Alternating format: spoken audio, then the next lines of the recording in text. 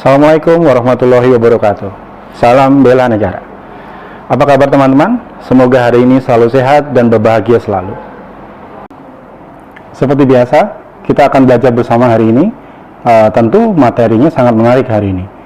Jadi siapkan cemilan dan minuman. Mari kita belajar bersama.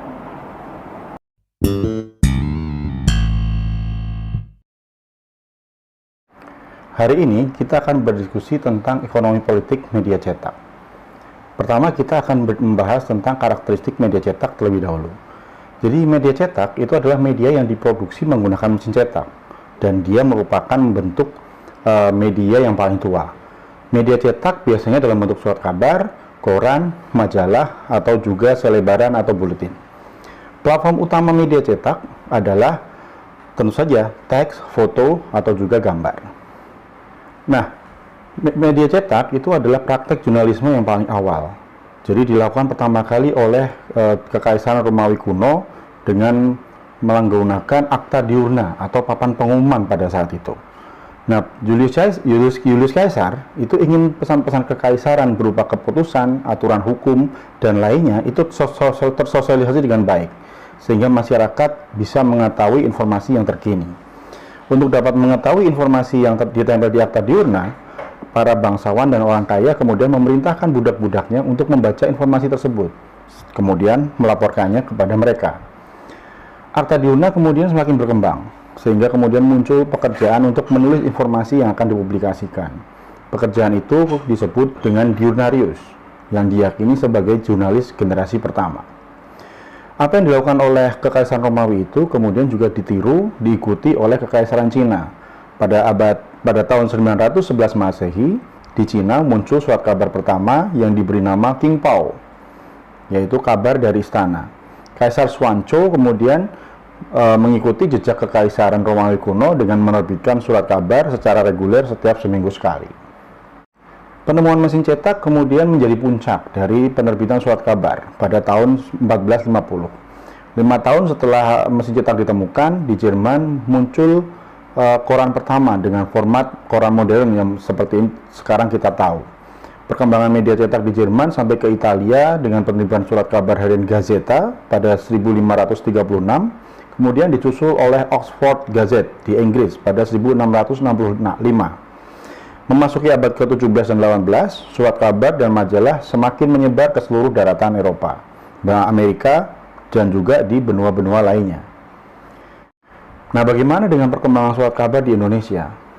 Pers dan jurnalisme di Indonesia itu juga sudah ada sejak kolonialisme Belanda. Namun yang perlu dicatat barangkali adalah penerbitan surat kabar Medan Priayi. Medan Priayi adalah surat kabar mingguan yang diterbitkan oleh Tirto Hadisuryo, yang juga akrab dipanggil sebagai Raden Djokomono. Medan Priayi ini terbit pertama kali pada tahun 1910. Tirto Hadisuryo bisa dikatakan sebagai tokoh pers nasional generasi pertama. Dia yang pertama kali mendirikan perusahaan penerbitan yang dimiliki dan dikelola sepenuhnya oleh orang Indonesia. Setelah Medan Priayi, lahirlah kemudian surat kabar lain di berbagai daerah di Indonesia. Misalnya Suara Asia di Surabaya, Cahaya di Bandung, dan juga Sinar Baru di Semarang.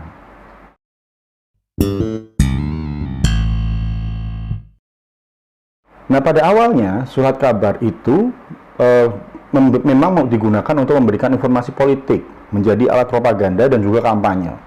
Dan untuk melakukan itu mereka mendapat subsidi dari pemerintah ataupun dari lembaga swadaya masyarakat. Begitu juga dengan di Indonesia. Surat kabar yang muncul sebelum masa kemerdekaan itu adalah surat kabar politik yang digunakan untuk menyuarakan suara-suara pro kemerdekaan dan anti kolonialisme. Termasuk pada saat itu sudah ada surat kabar pro Belanda dan Jepang yang juga banyak melakukan propaganda.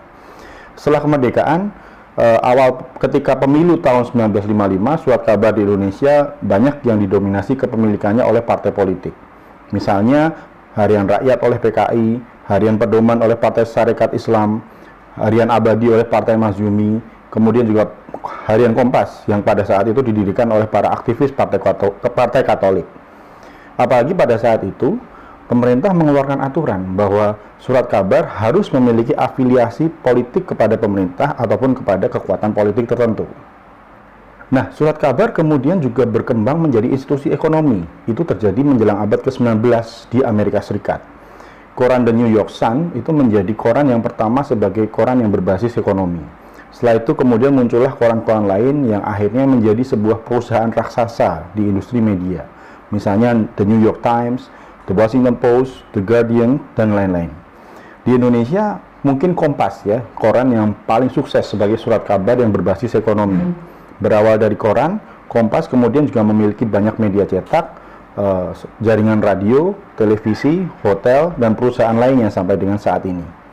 Ada juga yang mungkin bisa kita sebut adalah grup Jawa Pos, grup Pos Kota, dan beberapa grup lainnya yang juga cukup sukses sebagai media cetak yang berbasiskan ekonomi.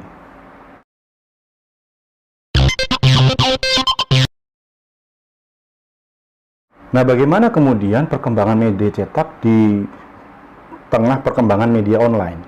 Jadi, internet dan media online tentu saja telah menjadi ancaman serius bagi media cetak. Jumlah pengguna internet dan media online semakin bertambah dan menjadi budaya baru di kalangan generasi muda. Bill Gates, pemilik Microsoft, itu pernah memperkirakan bahwa media cetak hanya akan bertahan hingga tahun 2000. Meskipun tidak semua media cetak sudah mati total, tetapi ramalan Bill Gates itu sudah mulai menunjukkan kebenarannya belakangan ini. Setidaknya penerbitan media cetak sudah semakin menurun. Media cetak yang tidak mengikuti perkembangan teknologi internet dengan mengembangkan media online pun sudah semakin diambang kebangkrutan. Di beberapa negara, termasuk di Amerika Serikat, sudah mulai terjadi penurunan pelanggan media cetak dan diikuti dengan kenaikan pelanggan internet. Beberapa media cetak besar di Amerika Serikat bahkan sudah menghentikan penerbitannya. Misalnya Tribune, majalah Newsweek, majalah Reader Digest, atau yang masih bertahan dengan versi cetak tetapi mulai mengembangkan versi online, misalnya ada The New York Times. Pada awal Juli 2009, redaktur pelaksana New York Times, Jill Abramson, itu pernah mengatakan bahwa sekitar 40 koran di Amerika Serikat telah menghadapi kebangkrutan. Hal itu juga terjadi di Indonesia ya, dengan penghentian penerbitan beberapa media cetak di Indonesia, seperti Sinar Harapan, Jakarta Globe, Koran Tempo Minggu, Harian Bola, Jurnal Nasional, dan lain-lain. Sebagian dari mereka akhirnya kemudian beralih kepada media online.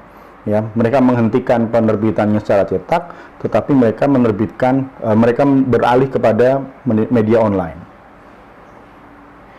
Nah, bisa diperkirakan bahwa dalam beberapa dekade mendatang, bahkan mungkin kurang dari itu, masyarakat di seluruh dunia mungkin akan meninggalkan media konvensional dan beralih ke media online. Bila tren seperti itu terjadi, bukan tidak mungkin suatu saat nanti jurnalisme konvensional, yaitu cetak, televisi, dan radio, akan digantikan oleh jurnalisme online. Tanda-tanda ke arah itu sudah semakin terlihat, terutama pada perilaku bermedia generasi milenial saat ini. Generasi milenial saat ini mungkin sudah tidak mengkonsumsi koran, bahkan tidak mengkonsumsi media online, dan juga televisi. Mereka sudah mengkonsumsi informasi yang ada di gawai, yang ada di gadget. Mereka mendapatkan informasi lebih banyak dari media sosial.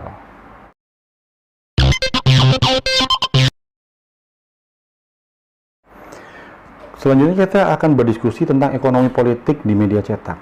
Apa sih yang dilakukan oleh media cetak secara ekonomi dan politik? Yang pertama adalah komodifikasi. Komodifikasi itu intinya adalah bagaimana media cetak menjadikan segala sesuatu sebagai komoditas. Sebenarnya apa sih komoditas media cetak itu? Yang pertama, komoditas media cetak seperti hanya media-media yang lain tentu saja adalah konten beritanya. Dari konten berita kemudian menjaring halayak, meningkatkan oplah media cetak. Dari oplah media cetak itu kemudian media cetak menjadikan komoditas. Oplah itu menjadi dijual kepada pengiklan.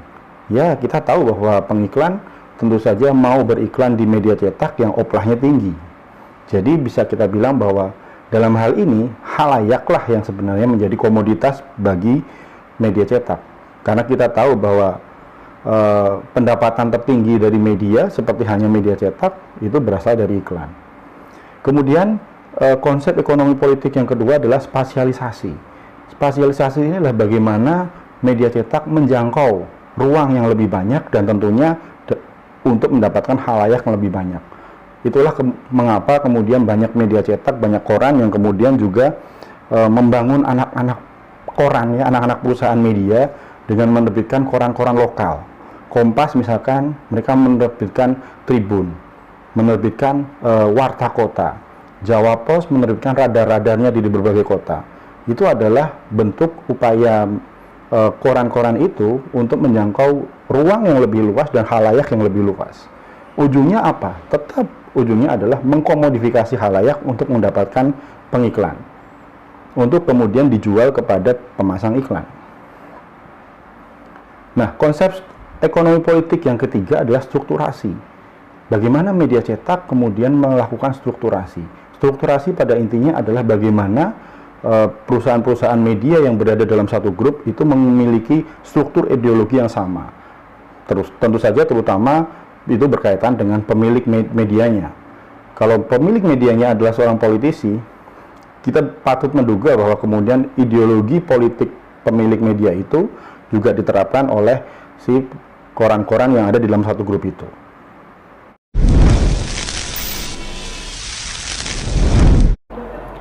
Itu saja materi kita hari ini. Mudah-mudahan teman-teman bisa memahaminya dengan baik. Jangan lupa tetap bersemangat. Kita akan bertemu lagi minggu depan. Wassalamualaikum warahmatullahi wabarakatuh.